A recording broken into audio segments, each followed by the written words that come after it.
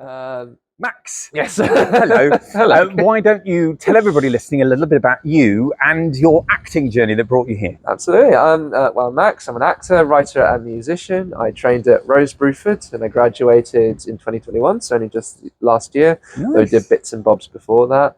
I have done everything from doing the news review at the Canal Café Theatre to touring across Vienna and Austria for 6 months earlier this year. Nice. What were you touring? Touring a production of Around the World in 80 Days. Wow. Which is very cool. Yeah, very cool. Fun. And but it was around Vienna in a month. Around yeah. Around Austria in 6 months. Yeah. Okay.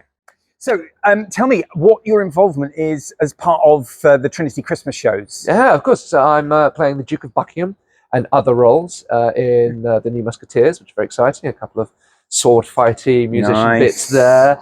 And then I'm playing Fred Gailey in Miracle on 34th Street, which is going to be lovely. Fantastic. Miracle. And who doesn't love a bit of Miracle on 34th Street? I don't know, honestly. I was actually quite new to the play. I'd never known the story at all, so I came in and I read it when we got offered the parts. I was like, this is a beautiful, wondrous story of quite lightness and hope and joy in play, and it's kind of the perfect play you kind of want to be doing it this time. So yeah. So what's been, and I know it's early days at the moment, but what's been your highlight of your Trinity experience so far?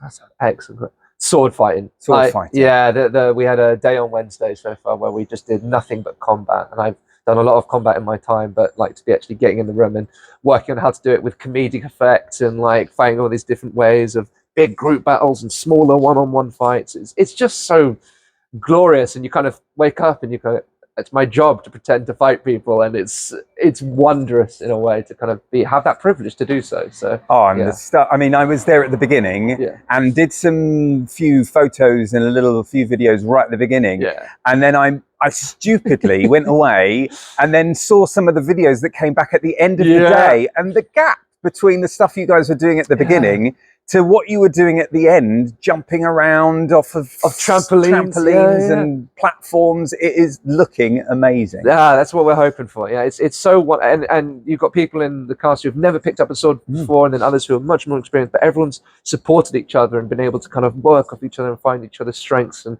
yeah, it's just been wonderful to see such a dynamic, supportive cast working in that way. And I think it perfectly personified that day. Brilliant.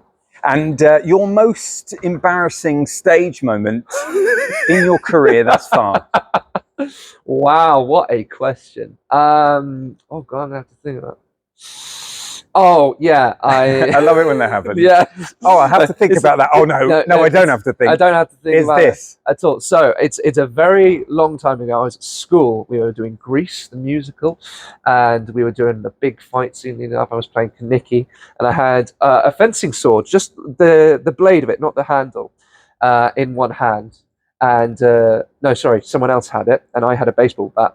And I knocked their kind of like flimsy little fencing rod out, spinning towards the audience, landing directly in between the headmaster's feet. And there was just this silence, and everyone's like, ah!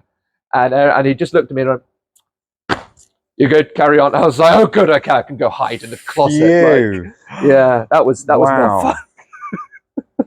Crikey, I'm getting lots of near miss embarrassing moments. No one yet having an embarrassing moment where it didn't nearly miss. It hit. It hit. So, but that's good. Otherwise, that wouldn't have been an embarrassing moment. It would have been a tragic moment. I don't think I'd be doing this career. That would have been it. I'd be in prison. Yeah.